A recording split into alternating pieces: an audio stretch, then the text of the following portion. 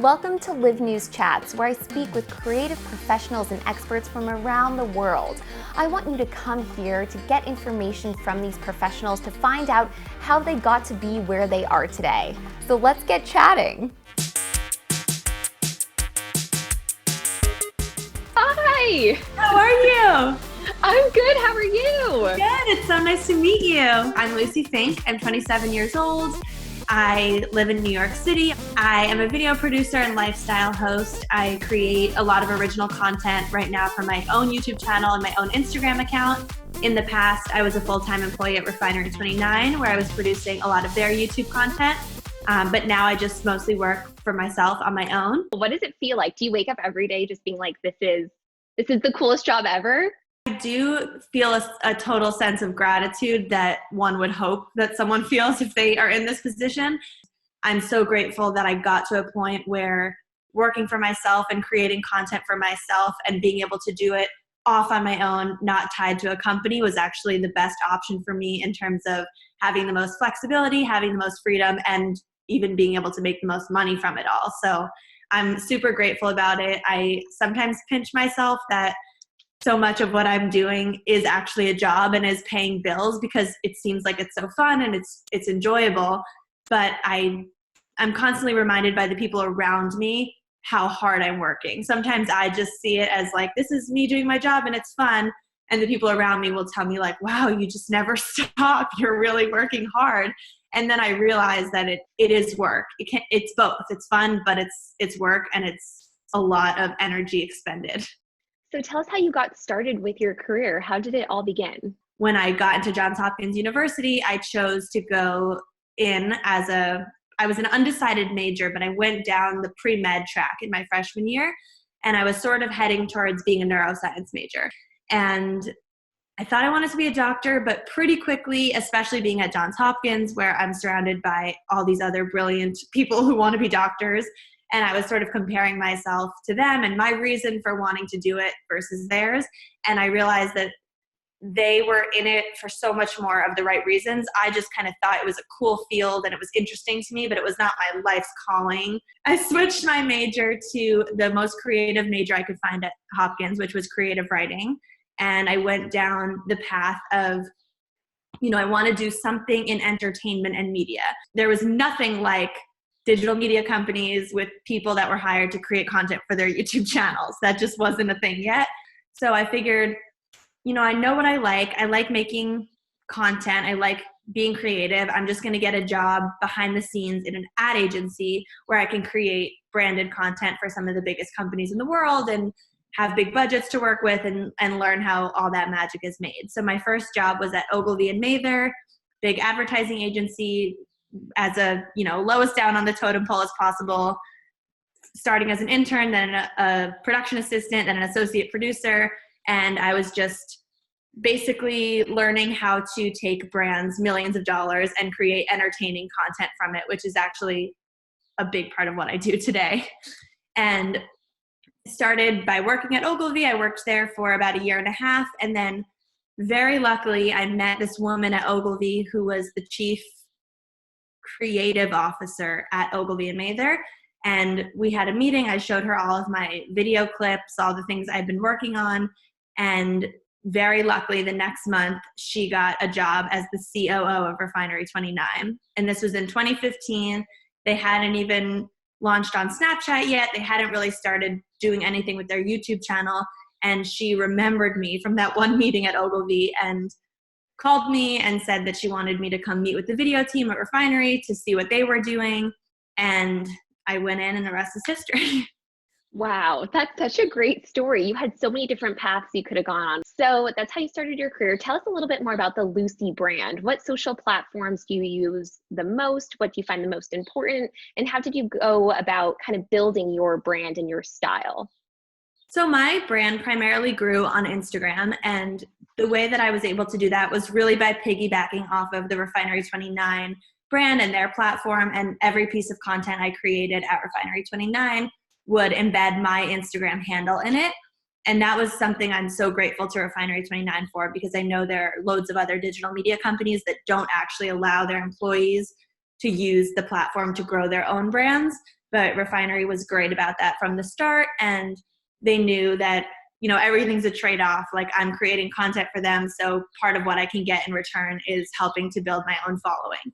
And I think that we knew from the start that we wanted to have a long-term partnership. So at the end of the day, any personal growth for me is going to be good for them too on the back end.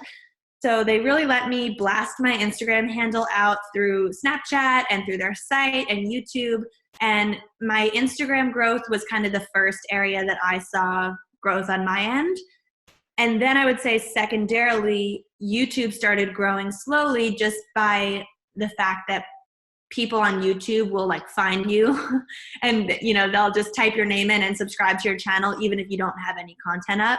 And for years when I was at Refinery, I wasn't making content on my own channel, but people were still subscribing. So actually by the time I left, I think I maybe had like 50,000 subscribers with only content from like my college days on my channel. And that was just a great initial launch pad for growth. Now that I'm separated from Refinery and I'm working on my own, I just actually within the past month or so, my YouTube channel has surpassed my Instagram. I'm now seeing more growth on YouTube than I am on Instagram. It seems to be it's my biggest platform now, but it seems to be my biggest potential for future growth. And it's actually where most of my advertising partners are hoping to partner with me now. So I'm putting a lot of my energy into creating new YouTube content and really focusing on creating content that's inspiring and uplifting and goes along with my message and my mission of inspiring people to live happier, healthier lives, to be more sustainable, and to just pick up creative skills and enjoy the hell out of life. That's great. So do you have a favorite platform overall right now?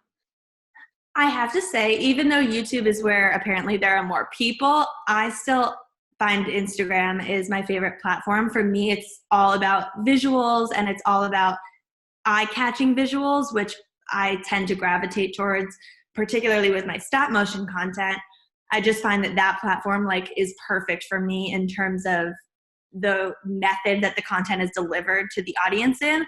These short packages of whether it's photo carousels or short videos and then allowing you to read a nice caption under it. I feel like that's the platform that's allowed me to feel like I'm really talking to my audience the most intimately. And it's also the place where I have the most connections with my audience. So, you know, on YouTube, you can't really talk privately to people, but on Instagram, my DM inbox is like, I could spend a whole day there and still not get through what people are trying to talk to me about. So every night I go to sleep now, the unopened messages tab says 99 plus, and I'm just okay with it.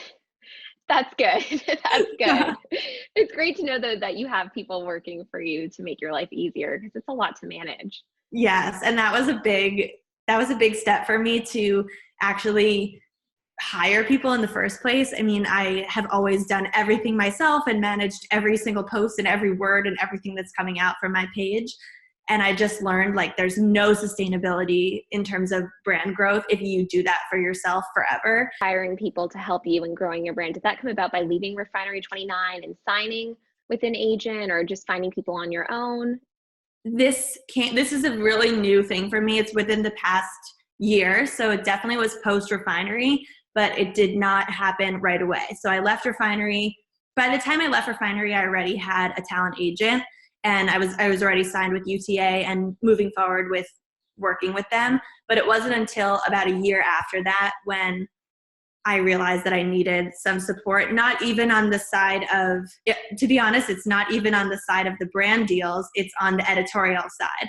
And it's on the side of me wanting to create content all the time that's not necessarily sponsored by a brand, but that's just keeping my platform alive and keeping my brand cohesive, and just delegating things that are not necessary for me to be doing has totally changed my life. So what tips do you have for people who are looking to grow their social media? Do you have an overall general, like these are the 5 things that you should do? So I think obviously every platform is different and it really depends on where you're trying to focus your energy. If it was YouTube, I would tell someone that 100% of their energy needs to be in being consistent with posting.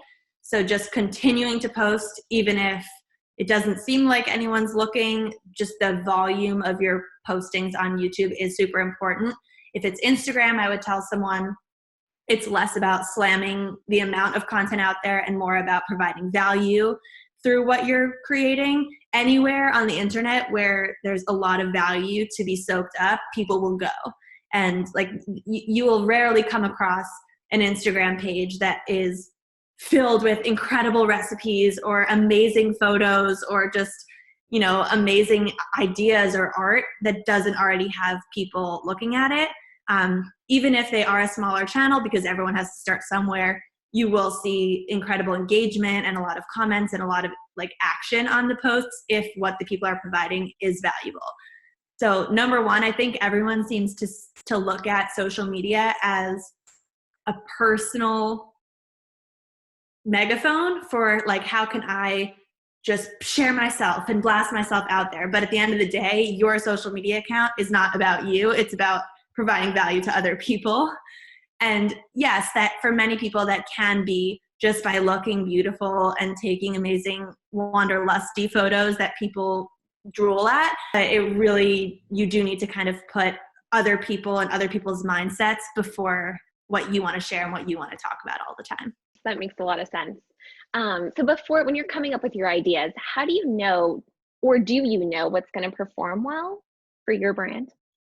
On Instagram, it's more of a gut feeling. And I mean, yes, I can go into my insights section and I can sort my posts by the most engagement or the most likes. And if I was only seeking likes on Instagram, I would only ever post photos with my husband or with my sister, because I know that that's what people, just more people tend to like that type of content. Little hacks like, you know, if I wanted a photo to do really well, I would stand closer to the camera versus being further away. But on YouTube, it can be a little bit more of a gamble. Even when I was at Refinery, we never really quite knew why certain content got picked up in their algorithm. Certain content would make it on the YouTube homepage, and then it would be one of the trending videos, and all of a sudden it would outperform all of our other pieces of content. With YouTube recently, I've started getting way more into SEO and all of the back end side of YouTube. And that's what one of my employees is doing for me all the time, is if I ever have a video topic, idea, or something that I have just shot, before we title it and before we put all the tags on it, she'll do like a whole back end SEO search to find what people are searching, what is making people click into videos like this. Do people want to see me, like, are there more people searching for sweaters or jackets or whatever the keyword search terms are? And so more and more with YouTube, I'm being a little bit more targeted in terms of trying to create content that is going to get clicked on. But I think one of the major flaws, it's not a flaw with YouTube, but it's just kind of like a downside of having YouTube as a career, is many people who do use YouTube as their primary source of income and their livelihood, they wind up getting kind of sucked into what's trending, searching for these trending keywords to only make videos on the hottest topics, and really just chasing the next viral video. And I've never wanted to live my life that way. I would rather post a weekly video that is on a topic that's going to be relevant for the next 10 years rather than doing something incredibly in the moment that's going to be passed and done in a week. And I've experimented with things like that. For instance, I posted a savage TikTok dance tutorial on my YouTube channel, which was definitely like, maybe it will be watched for years and years, but for the most part, people were searching it for like 2 weeks and then they stopped. And it just shows on the back end how the content doesn't have as long of a lifespan as other types of content.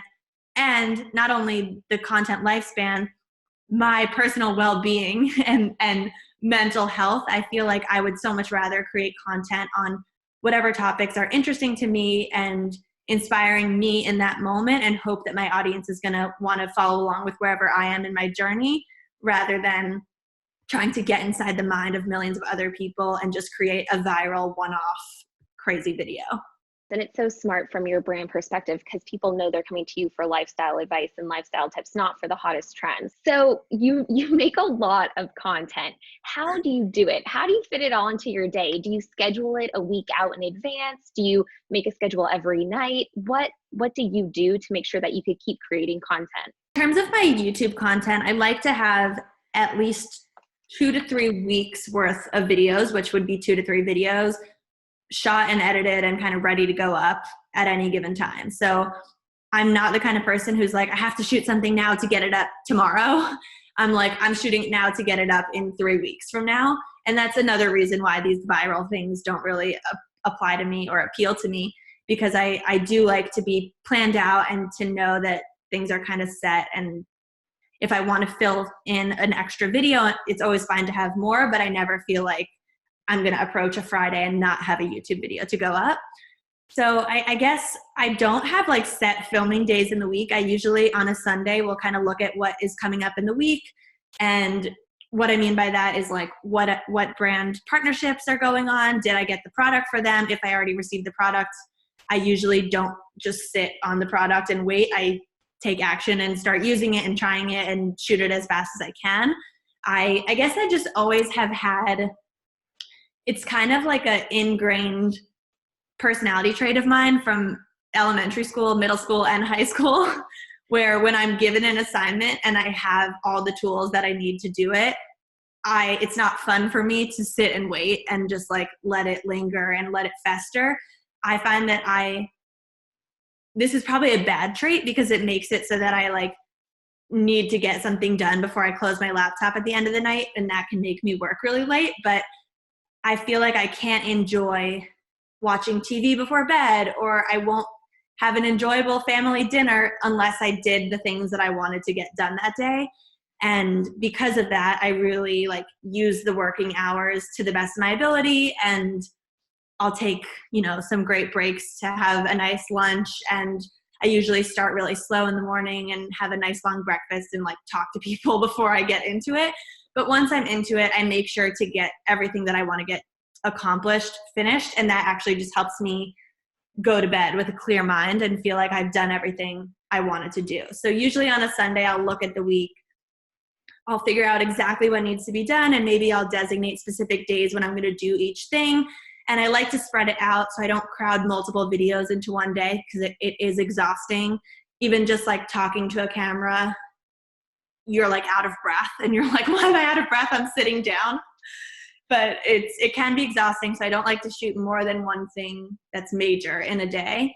But I'll plan capturing, whether it's stories or a feed post or YouTube video, I'll capture all that I can. And then one way that's helped me be really, I guess, efficient and productive in terms of the amount of content I'm turning out is passing the content off to third parties to help edit and add graphics and like do that kind of stuff.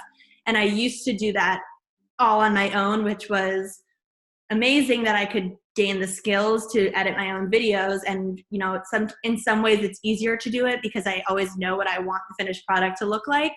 So it's sometimes easier to just implement it rather than passing it off. But the amount of time that it would take me to edit a video I'm not a professional editor. So I would take like an entire 9-hour day to edit a video the way I want it to, instead of just spending like 30 minutes to an hour on giving notes to an editor's cut and going back and forth a couple times. So at the end of the day, it's a way better idea for me to pass things off. And I'm able to do that now with pretty much all my YouTube content. I also do the same thing with my Instagram stories and the graphic elements that are added to them. Sometimes it will just be added through Instagram stories, but a lot of times one of my employees has been making like these motion graphics using After Effects, and we're making my stories a little bit more interesting to look at and dynamic and higher quality. And that's not me doing it all by myself. That's good to know, because you do have so much content and it's so great, but it's like, how does she do it all? I often don't even do this, but sometimes I'll look at a video that went on YouTube and I'll think I could cut that down and make an Instagram post out of it. Or if I just turn that into a 9:16 instead of 16:9, that could be a TikTok video. And I like am constantly taking my own content and repurposing it just to create new assets out of it and to give it a longer shelf life. Going back to scheduling and figuring out what content you'll do in a week, how do you come up with the ideas for the content? You do so much different types of things, whether you're hosting something or it's related to art or, like you said, your husband or your twin sister. How do you decide what you'll be covering, you know, week to week? So I've sort of established for myself these Lucie Fink brand pillars, and you know, they aren't really set in stone, but they're things, basically the overarching topics that I care about and like to talk about and that I want to be a part of my feed and my brand. And if I were to like name 5 of them, they'd be things like relationship, sustainability, wellness, family, and pizza. Let's just add that as a 5th. That's definitely a brand pillar over here. So I love it. I can, from there, basically like shuffle around and make sure that within a given week, I'm kind of hitting all my bases and covering all my topics. And it's pretty easy just from like looking at an Instagram feed to see, oh, I've posted a lot of content with Michael, so maybe I'll just do me from now on. Or I've posted a lot of content of myself. Maybe I'll pull myself out of the content for the next couple days and mix in some other content. And that's actually something I've been adding into my brand lately, that if you would have asked me like during my refinery days or even a little bit after I left there, pretty much every piece of content on my feed was a different iteration of a photo of me doing something in a different lifestyle setting. And the captions were always talking about different topics and mixing up what I'm sharing. But if you actually just looked at the feed, it was just like high quality photo over here and high quality photo of me on the steps over here and in bed over here. And I was actually scared to post content on my feed that wasn't me, because I think what happened is early on, I didn't used to post myself. Early on, I was posting my stop motion art, and then I started adding myself in. And because people knew me from YouTube, everyone was really liking the photos of me, which then told me like, okay, I gotta only post me if I wanna have it do well. So then it turned into all me. And I was like, whoa. A, I don't want it to be all me. And B, what a like colossal amount of work I now have to do to keep up with having all of this high quality content all the time. And I sort of tried it actually started a couple of months before we all went into quarantine. I had a call with my business partner and I was like, I just would love to start using my feed as more of a media company and less of an influencer, and sharing content that a company like Refinery 29 would share, where it's not about a person, but it's just like something that they find visually interesting, or artists that they want to promote, or just other people, other things. And that led to me starting some way more creative activities on my feed. So if you go to my feed now, you'll see about once a week, I share some interior design roundups of like favorite small cabins in the woods or favorite beds or favorite bathrooms. And I feel like that's really fitting with my brand, because I have done a lot of interior design and my mom's an interior designer, and I've shared a lot of that on my YouTube and Instagram. And similarly, now I'll just share like other interesting artists' content, or if I found a cute animal on Instagram, I'll repost that person's photo. And I like the fact it kind of takes some pressure off of me to have to create firsthand everything I'm sharing. I feel like we always forget that this is called social media and we're supposed to be social and interact with people. And if you have a platform that has a lot of followers, why not use your power in that way to help other people get seen and help other people's voices be heard?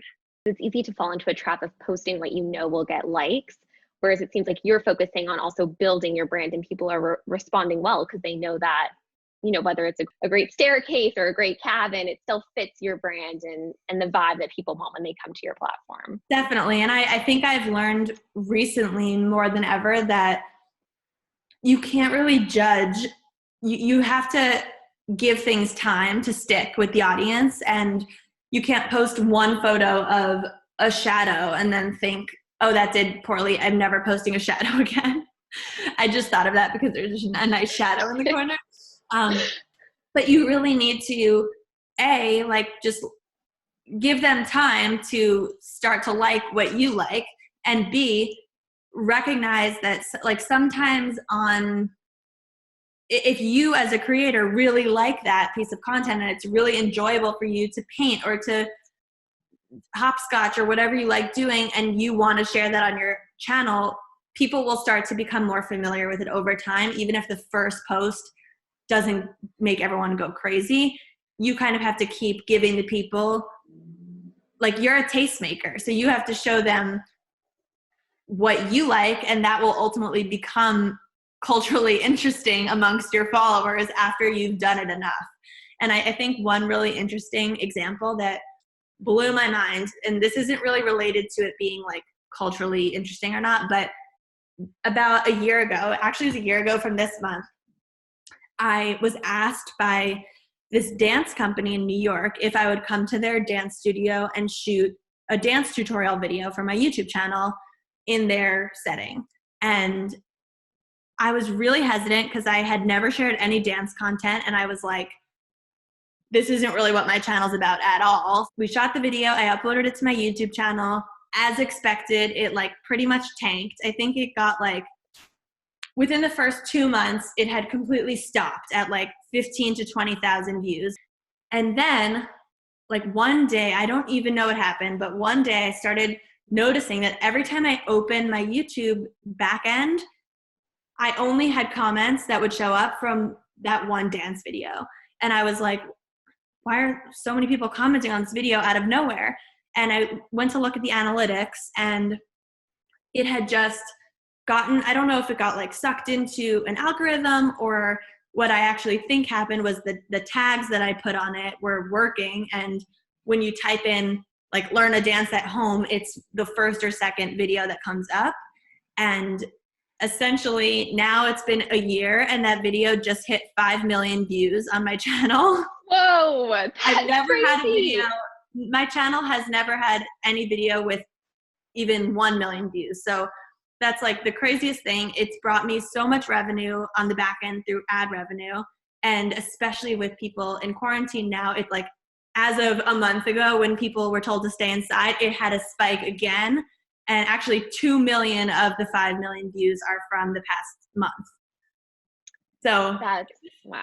Showed me that, like, just because something is new and not what you're used to sharing, you never know what is gonna like bring your channel a lot of eyeballs and potentially new people and be successful for you. And now I share a ton of dance content because people evidently want it, and it's fun for me. So I'm like, wow, I'm so happy my channel turned into like a half sustainability lifestyle, half dance channel. For people who are looking to monetize their brand, do you have any tips for how they should go about it? Whether it's emailing companies or first building up their platforms, like, do you have a certain list of steps that you took to start working with ad partners and brand partners? So my first tip would be basically, once your brand starts growing, at that point, you should start reaching out to any brands that are interesting to you and any brands that you personally align with, and start asking for product. And I think really the place that all the paid sponsorships start is by, unfortunately, posting without payment, but just posting in exchange for product, and posting a lot of stuff that essentially alerts other brands out there that you are using your platform to promote products. And once you start doing that, and you're starting to get brands looking at you as someone who's sharing products and has, you know, meaningful audience eyes looking at what you're saying and listening to you, that's probably the point at which either a brand will reach out to you and offer to pay you for something like that, thinking that the other brands have paid you, or that's the point at which, if you have enough interest and if you have enough brands reaching out and wanting to send you product, you can start being a little pickier, and you can start thinking, you know, I don't really need another face mask, or I don't really need another pan for my kitchen. So I'm only going to accept products from brands that are open to paying and turning it into a paid partnership. And I think the whole world of payment and like what to charge and that kind of whole world is 2 years ago, if you would have asked me, I would have told you it was the wild, wild west. And today it's like still the wild, wild west. There's literally no rules. There's no guidebook. There's nothing that tells you if you have this many followers, you should be charging this much for a post. It always was and always has been kind of a guessing game and asking brands what type of budget they're working with, and then figuring out just like a range that I feel comfortable talking about the product for.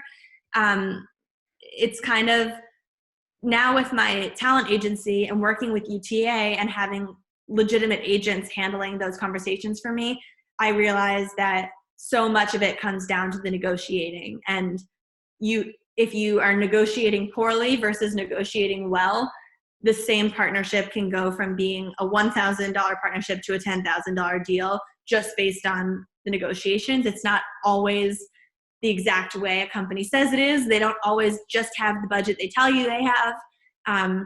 So there's just so many interesting nuances and facets of that world.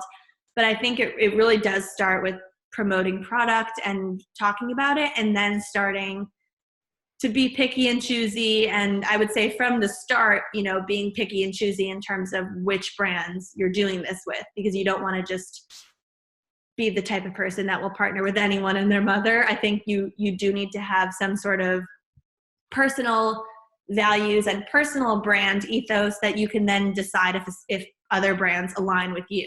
Can you create good social content if you're not tech savvy? I think the best part about being tech savvy is just having that, I guess I would call it like digital language and ability to kind of know what is being talked about and know how people are packaging it to receive the best results.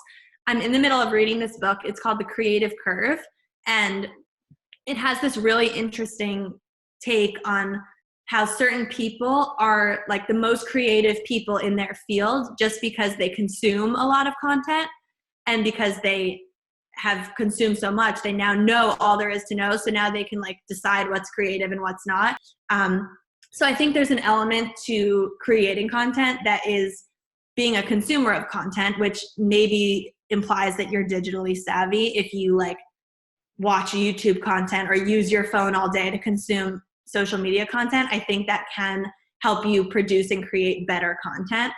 But that being said, like, I don't think you need to have all of the technical skills of knowing how to shoot and edit and light your set and use all the programs and tools. There's totally a world in which you can just be the voice and the visionary behind what you're doing and have a team around you that's creating your graphics and editing your content and making it incredible. So you don't have to have every skill, but obviously the more you have, the better. If someone's starting off, would you just recommend at least, have a phone that you could use to shoot, have like a basic computer, are there like a few basics that people should have? Yeah, I would say an Apple computer, just because I know of free editing software that comes on it through iMovie. If you wanted to go one step up, I would do an Adobe Premiere. That's what I edit in, but it is a lot more intense than iMovie. And then I would just say a smartphone that has a camera. I've been literally shooting everything in the past 5 weeks on this phone because I actually discovered that when I changed the camera quality to 4K, it's clearer audio, it's clearer video and almost better audio than my Canon is capturing. So maybe I need a new Canon, or it's also just easier. Like, my Canon has 4 different lenses and I can never decide which is the best one to put on. And if I'm filming from a certain distance, I can't even see if I'm in focus, and the iPhone's just like better autofocus, I feel. So I've been shooting everything on this and then just airdropping it over to my computer to edit it and saving it up on Dropbox. And I feel like there's not really a huge barrier to entry with content. Everyone feels like they need the biggest cameras and the craziest lights. And if you literally just put your iPhone in front of a window, you can look great. The last few questions, what's your biggest piece of advice for people? And then what do you see next for yourself? So, biggest piece of advice in terms of content creation, I feel like I always have 2 answers for this. One is to encourage people to just start. And people always, that's the hardest part, is taking the first step and just filming something or uploading something or writing your first blog or doing whatever. And they often build up in their head why they don't want to start, because obviously everyone's scared of being rejected or getting negative comments or it not working out. And you are your own biggest wall and hurdle to jump over. So once you just get past yourself, it's really not that bad out there. And I encourage people to just go and move and do something. And then I guess my second piece, it kind of ties on to what I was saying about people being scared about what people are going to say. I think especially this job is such an interesting job, as I'm sure you know, being a journalist. This world is a very bizarre world where the work that you're doing as an internet content creator is being blasted out to the world, and then you're getting constant feedback from the world all day, negative and positive. And this job is truly not for people who cannot handle that. And it's like a really intense, you know, I don't think there's anyone that's in this field that is totally unaffected by internet negativity. I think that's kind of impossible, just because human beings are sort of wired to want to be liked by others. So the moment you're not, you like get heart palpitations.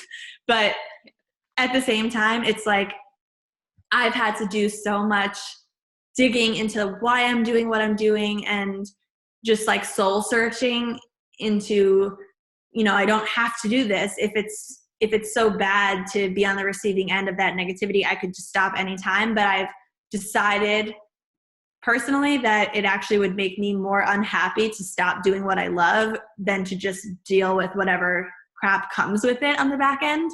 So for people who are just getting started and just starting to put themselves out there, they really have to just be prepared that part of being successful and part of getting out to a lot of people means you're going to get so much more negativity than you would ever get if you just stayed in your own little bubble and never spoke to anyone. And there's obviously trade-offs of it, but you really have to just be comfortable with it and allow yourself to have so much faith in what you're doing and so much inner confidence that it doesn't stop you from doing what you love. Thank you, Lucie. It was so nice to meet you. Thank you for having me. Have a great day.